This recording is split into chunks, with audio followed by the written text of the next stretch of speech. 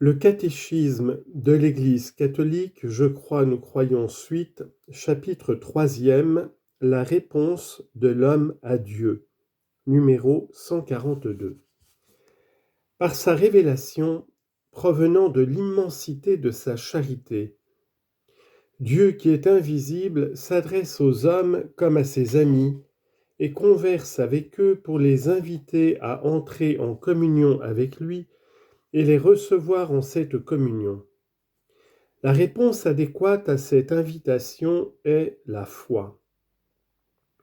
Par la foi, l'homme soumet complètement son intelligence et sa volonté à Dieu. De tout son être, l'homme donne son assentiment à Dieu révélateur. L'Écriture sainte appelle obéissance de la foi, cette réponse de l'homme au Dieu qui révèle. Article 1er, je crois. L'obéissance de la foi. Obéir, en latin ob audire, dans la foi, c'est se soumettre librement à la parole écoutée, parce que sa vérité est garantie par Dieu, la vérité même. Abraham est le modèle de cette obéissance que nous propose l'Écriture sainte. La Vierge Marie en est la réalisation la plus parfaite.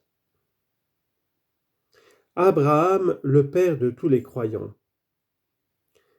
L'Épître aux Hébreux, dans le grand éloge de la foi des ancêtres, insiste particulièrement sur la foi d'Abraham en disant « Par la foi, Abraham obéit à l'appel de partir vers un pays qu'il devait recevoir en héritage, et il partit ne sachant où il allait. » Hébreux chapitre 11, verset 8.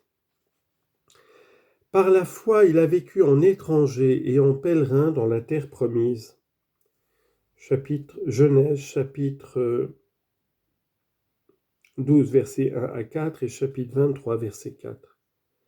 Par la foi, Sarah reçut de concevoir le fils de la promesse. Par la foi, enfin, Abraham offrit son fils unique en sacrifice.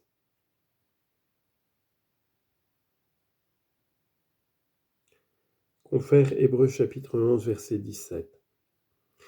Abraham réalise ainsi la définition de la foi donnée par l'Épître aux Hébreux. La foi est la garantie des biens que l'on espère, la preuve des réalités qu'on ne voit pas. Hébreux chapitre 11, verset 1. Abraham eut foi en Dieu et ce lui fut compté comme justice. Romains chapitre 4, verset 3. Grâce à cette foi puissante, Romains 4, 20, Abraham est devenu le père de tous ceux qui croiraient. Romains chapitre 4, versets 11 et 18. De cette foi, l'Ancien Testament est riche en témoignages. L'Épître aux Hébreux proclame l'éloge de la foi exemplaire des anciens, qui leur a valu un beau témoignage. Hébreux chapitre 11, versets 2 et 39. Pourtant, Dieu prévoyait pour nous un sort meilleur. La grâce de croire en son Fils Jésus, le chef de notre foi qui l'amène à la perfection. Hébreux 11, 40 et 12, 2. Marie, bienheureuse celle qui a cru. La Vierge Marie réalise de la façon la plus parfaite l'obéissance de la foi. Dans la foi, Marie accueillit l'annonce et la promesse apportée par l'ange Gabriel, croyant que rien n'est impossible à Dieu. Luc 1, 37. Et donnant son assentiment. Je suis la servante du Seigneur, qu'il m'advienne selon ta parole. Luc 1, 38. Élisabeth la salua, bienheureuse celle qui a cru en l'accomplissement de ce qui lui a été dit de la part du Seigneur. Luc 1, 45. C'est pour cette foi que toutes les générations la proclameront bienheureuse. Luc 1, 48. Pendant toute sa vie et jusqu'à sa dernière épreuve, confère Luc 2, 35, Lorsque Jésus, son Fils, mourut sur la croix, sa foi n'a pas vacillé. Marie n'a pas cessé de croire en l'accomplissement de la parole de Dieu. Aussi bien l'Église vénère-t-elle en Marie la réalisation la plus pure de la foi. Je sais en qui j'ai mis ma foi. 2 Timothée 1,12. Croire en Dieu seul. La foi est d'abord une adhésion personnelle de l'homme à Dieu. Elle est en même temps et inséparablement l'assentiment libre à toute la vérité que Dieu a révélée. En tant qu'adhésion personnelle à Dieu et assentiment à la vérité qu'il a révélée, la foi chrétienne diffère de la foi en une personne humaine.